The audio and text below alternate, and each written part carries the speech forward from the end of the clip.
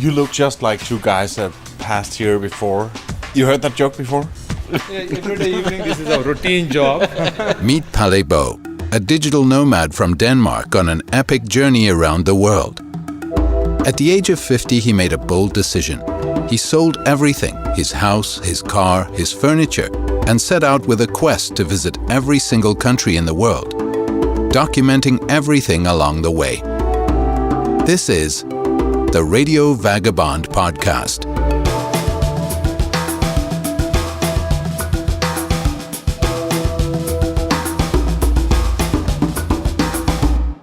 This episode is brought to you in part by Hotels25.com. It's a website that helps you find the best prices on hotels and guest houses and hostels around the world in one simple search. Hotels25.com, it's best price guaranteed. In this last episode from Grand Bahama, I'm going to show you around the place I stay. I'll talk to two guys that also live here and walk past me several times every night, and then we're going scuba diving. But first, I'm going to a small place by the sea to eat conch. We all know those big, beautiful shells, but did you know that there's delicious meat inside? The guy who's preparing them uses a hammer and special tools to get it out. His name is Terry. So Terry, I've seen the shells, but I never really thought that there was anything eatable inside, but it's a national dish here in the Bahamas. Oh yeah, this is one of the best dishes in the Bahamas, the conch. So Terry, what are you doing now? You have the big shell in your hand and a hammer? All right, yeah. This here is the conch, right? Yeah. See him in there? Yeah, I see it. All right, now the only way you're gonna get him out of here, if you hit it here, all right? Yeah. Once you crack a hole in this, right? Once you crack a hole right there, Yeah. top of the shell, take him off of the shell in there, right? Oh, there it is. There it is. That's it there. Whoa. It's a big chunk of meat there. Yeah, that's the conch. This is the conch right here. Yeah. And you have this here. But is it alive now Yes, or? always alive. See that? See if you look carefully, see the eyes right here? Yeah.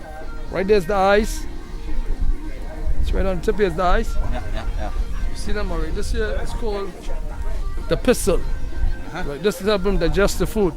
This right here is the horn. Yeah. Or the claw. This is feet. This is what he walks with. Oh, okay. Yeah, he hooks along the ocean floor and drag the shell and himself along, and he eats right there. This right here is the mouth right here. Are you gonna kill it anytime soon? Oh yeah, I'm gonna clean it right now and show you how to clean it. All right. Never seen anything like this. See right here, you have to cut here. You've done this before. Oh yeah. It's very fine white meat. Oh yeah. Oh, all muscle. Yeah. Can you compare it to crab meat or? Oh no. This just got a taste and meat of its own. Some people say like octopus, but no. It's completely different. Yeah. All muscle. Yeah. That's it. And it don't carry a bone either. No. No bones. No. No bones. No. That's no. right. No. Just the claw, and when that's out of the way, it's just pure. And that's it, and skin Yeah. it. Yeah. Once you take the skin off it, it's all white meat. Yeah. Then you clean it with some fresh seawater, water from the sea, salt water, and some lime. And some lime, yeah. Yeah, that cleans it completely. You don't cook it? Oh, that's good cook. You do crack conch, you do steamed conch, you do stew conch, you do conch fritters, you do conch salad, you do whatever you want to do. Conch fritter. Yeah, you curry conch and all. Yeah. Yeah, it's real good. The one with tomatoes, sweet pepper, and onions and everything. Lime and orange, conch salad. Yeah. And it's very, very nice. Yeah. Thank you. I had a conch salad, and that was delicious. You're listening to the Radio Vagabond podcast. Before we continue, I want to remind you that I have a Facebook page where I share a lot of thoughts, pictures, and videos. You'll find it by going to facebook.com/PalaRadioVagabond. I'm at the apartment here in Grand Bahama, and let me tell you a little bit about it. It's in a condominium area with flats in 3 floors. I'm on the 2nd floor, and as I enter the place, there's a kitchen on my right with a big stove, huge fridge, lots of cupboards, and everything I need for cooking. Absolutely everything I need for cooking. And then I enter the whole living room area. There's a dining area right here, and right next to it there's a couch and a TV. And in the far back, close to the windows that overlooks the pool, there's yet another sitting area with another couch and two armchairs. And it's like 40 by 15 feet. So it's a very big room. This is the main room. Here in the back there's a bedroom that I haven't been using. This bedroom sleeps 3. There's a queen size bed and a bunk bed on top of that, a cupboard, lots of drawers. Beautiful room that I haven't been using. And then there's a small bathroom here with a shower, and in here the last room is the master bedroom with a huge king-size bed. It even looks as if it's bigger than a king-size bed. Very, very nice cupboards and drawers as well. And inside the room, behind half wall, there's yet another bathroom with a bathtub and everything I need. So this is very, very, very nice. And there's a pool area, a giant pool in the middle of the apartment complex, and it's so nice there. And I've been swimming almost every day. But I'm staying here for 3 weeks, and I'm staying here for free. Yeah, if you've never heard of Trusted House Sitters, that might confuse you.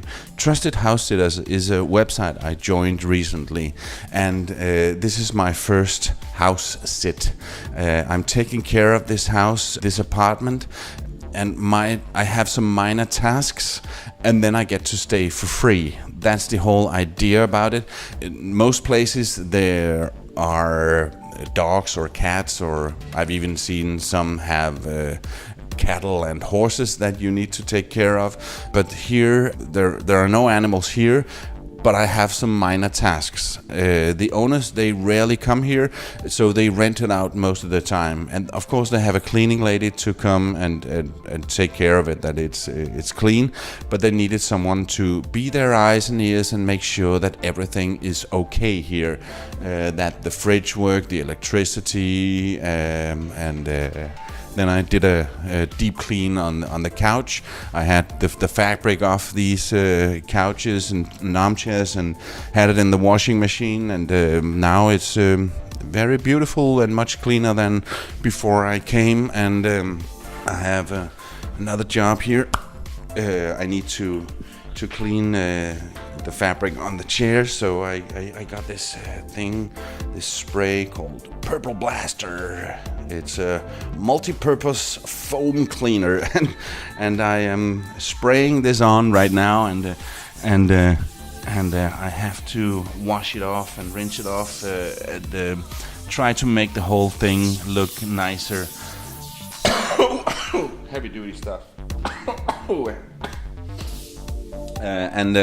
And this afternoon I have a guy coming over, taking a look at the fridge because it doesn't really close properly, and that's my simple tasks. I don't really have much to do, and this is absolutely a great way for me to travel.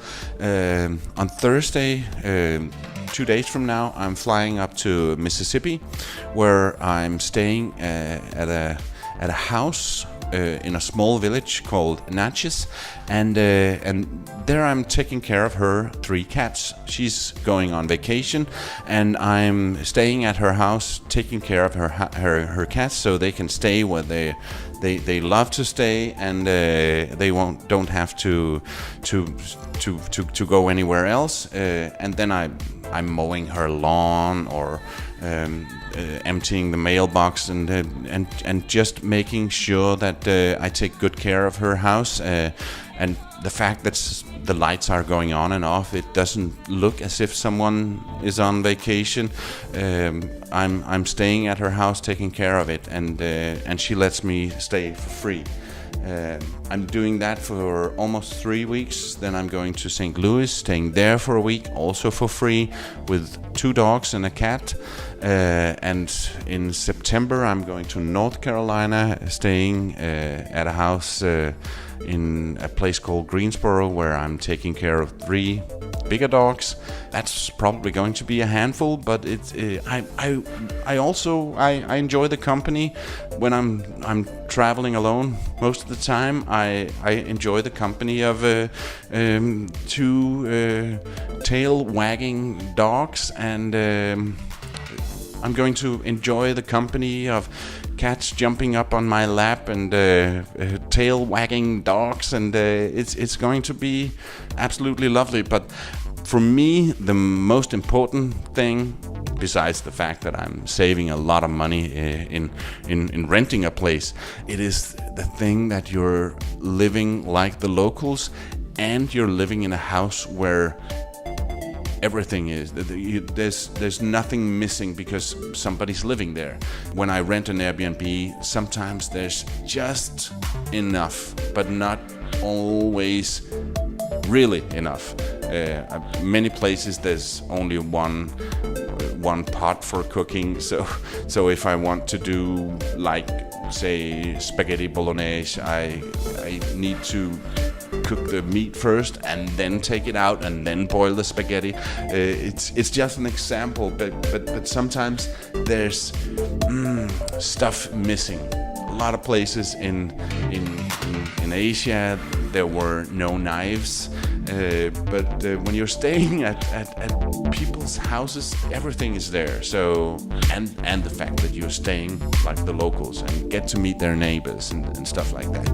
So it's much more personal, much more authentic, and I think this is a way of traveling that I'm really gonna like, and that's gonna be a big part of my traveling life. So this is my apartment here in Grand Bahama, and I absolutely love it, and I need to continue cleaning this stuff.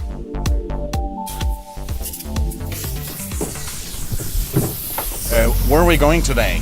Well, we're going to a reef called Treasure Reef. It's about 20 feet deep, and the maximum bottom time about 45-50 minutes, yeah.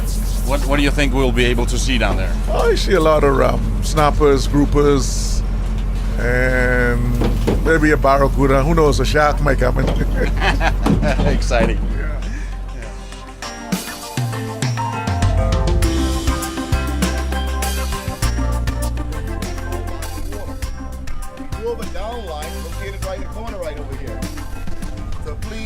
All the way down, nice and slow, clearing air. Once you're on the bottom, please wait for me. I'll come down and give the yoke hand signal, and I'll take it a nice look toward the reef. All the dark section behind us is the reef. So please follow me wherever I go. Is that clear? Yeah. On the tour to dive, this is very important. Please let me know when you get down. This is Presley I'm speaking to. He's got the scuba diving company Caribbean Divers. This dive is a shallow dive. Myself, I have a PADI open water scuba diving license, and I'm allowed to dive as deep as 18 meters. But there's a newbie on this trip without a license, so after a lesson in a pool, she's allowed to go diving in the ocean, but only down to 5 meters and only with an instructor right by her side at all times. And since I'm not that experienced yet, I chose to tag along so I can feel comfortable about scuba diving again. So now I'm on the boat, on the dive boat, back from the dive. We only did a shallow dive. We were down to 12 feet. What's that? 5-6 meters, and it was truly amazing. There were so many fish down there and coral reefs. And this was my first dive in the Caribbean Ocean, so I still have 2 more dives before I leave the Bahamas, and and that's gonna take me a little deeper in a little deeper water. I don't know exactly what we're gonna see, but I'm so looking forward to it. The 2 dives I was talking about didn't happen. We were going diving with large tiger sharks, and that would have been amazing. But there was a little bit too much wind, so the waves were too big. You can argue that it's not that big a problem with big waves when you're in the ocean, but it would be a problem to get back on the boat after the dive, because it would be moving too much. And then there's something about you can't go diving up until a certain point before you're going flying, because of something with pressure. So, yeah, it didn't happen. I'll have to come back to the Bahamas and do the tiger shark dive with Presley. By the way, I put a link to Caribbean divers on theradiovagabond.com. You are listening to the Radio Vagabond podcast. If you like what you hear, please leave a review in iTunes. If you're listening on an iPhone, you can actually do it right there within your podcast app. And now, back to the show. This apartment complex that I'm in, it's like I said before, it's 3 stories, and then it's around, let me see, 300 feet by 300 feet, and it's square, of course, and there are sort of a corridor or a balcony around the building on each floor, with doors leading into each apartment. And every night I've been here, there are 2 guys. They've been walking past. They do laps. They do 5, 6, 7 laps every night. And I said hi to them a bunch of times. Some of the times I pulled a joke that, oh man, you look just like 2 guys that have passed me before. And they laughed at me the first 3 times. And then they did their own joke that, yeah, we look like guys that have passed here before. And tonight is my last night, and they're just turned the corner down there. So they'll be approaching me in a minute. I think I'm going to do a lap with them. You look just like 2 guys that passed here before. You heard that joke before? Every day evening, this is a routine job. So you first of all, what's your name? My name is Yella Pragada. Oh yeah, I can repeat that. Yeah. Yeah, Yella Pragada. Yella Pragada, yes sir. Yeah. And you're born and raised Bahamian? India. In India? Yes, okay. I came here in 1995. Yeah. Since then, I'm right here. What brought you here? My teaching skills. Okay. When did I apply from there for a teaching position here? They invited me to come. Mm-hmm. And I came. Since then, I'm working at 8 Mile High School, teaching physics, mathematics, and chemistry. Yeah. Yeah. And your friend, he doesn't like being on the radio, so he's really fast right now. He's a shyful guy, but he's Yeah, I'm running up to you. What's your name? Godwin Scott. What are you born and raised a Bahamian? No, I'm from Guyana. Guyana. And that is bounded by Suriname, Venezuela, Brazil, and the Atlantic Ocean. Oh, yeah.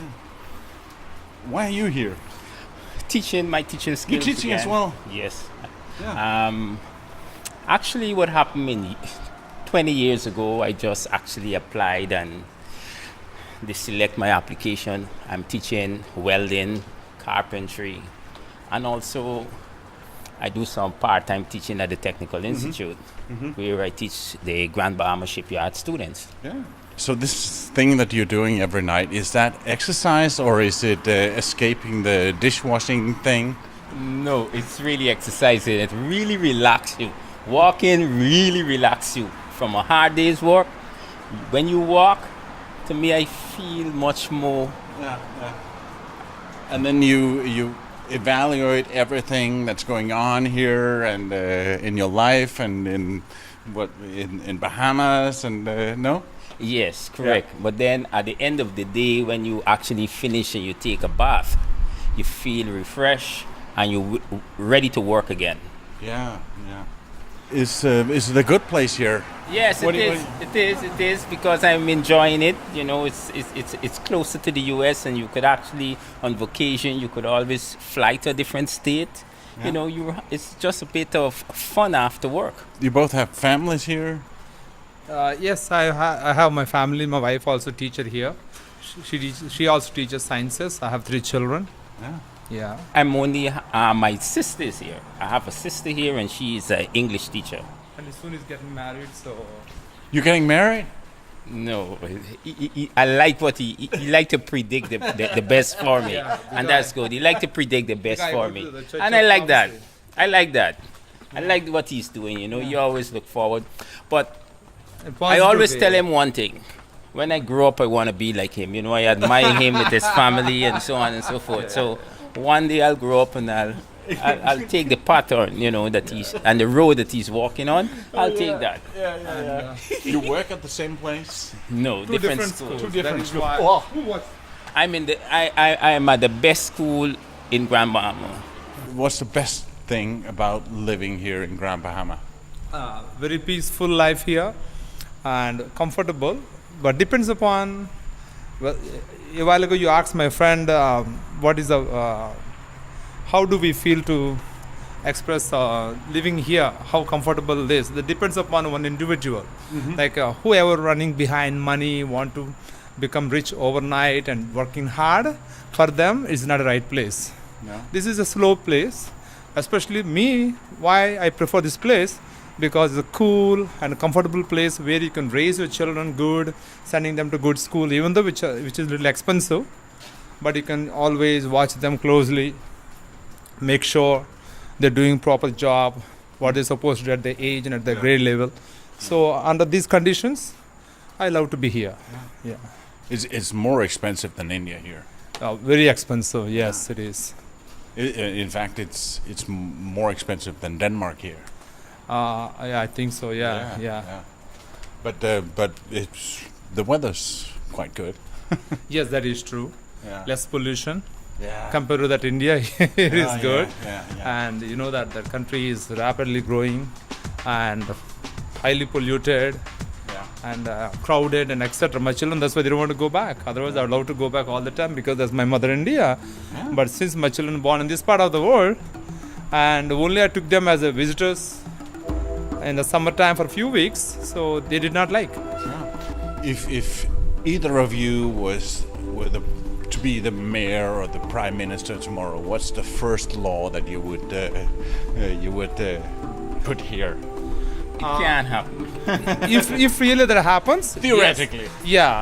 I would prefer to encourage more free trade, bring the more business people to come and invest here. Yeah. So with that, because this country needs a lot of exposure, otherwise, still this country looks like a little backlog towards the development and economy and etc. So open the doors for more companies and more business people to come and invest here, so we can create more jobs here and more skilled people here. So with that, this country also will grow in right direction and compete with other countries. Yes. Well, we're almost at the end of the lap, and I enjoyed walking with you. And nice to finally get a chance to chat with you. Yeah, we too. Thank you very much. This episode is brought to you in part by Hotels25.com. It's a website that helps you find the best prices on hotels and guest houses and hostels around the world in one simple search. Hotels25.com. It's best price guaranteed. If you like this podcast, please subscribe in iTunes or the podcast app on your smartphone. You can see pictures, watch videos, and read much more on theradiovagabond.com. Pale can be reached for interviews and public speaking gigs on mail at theradiovagabond.com. That was all here from Grand Bahama. The next stop of my journey will be the small city Natchez in Mississippi. And I'm so looking forward to that. My name's Palabo, and I gotta keep moving. See ya.